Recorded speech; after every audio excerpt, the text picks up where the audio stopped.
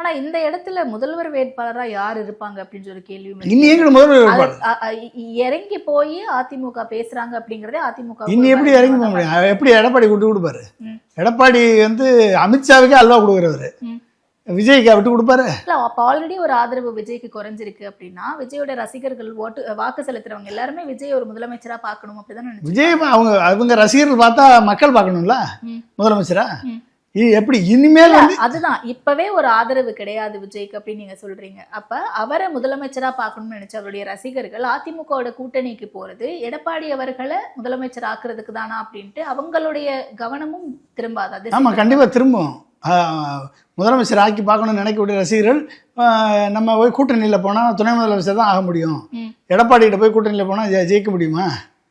அவருக்கு வேணா எடப்பாடிக்கு பலன் விஜய் கூட சேர்ந்தனால, அதிமுகவோட சேர்றதுனால விஜய்க்கு என்ன பலன்? அதிமுகவுடைய ஓட்டுகள் எல்லாம் பிரிக்கிறத விஜயுடைய திட்டம். அதனால தான் எம்ஜிஆர் படத்தையும் அண்ணா படத்தையும் போட்டிருக்காரு. அப்போ என்ன அர்த்தம்? அதிமுக தலைவர்கள் யாரும் வேணாம், அதிமுக தொண்டர்கள் வாக்கு எனக்கு வந்தால் போதுன்றதான் விஜயனுடைய திட்டம்.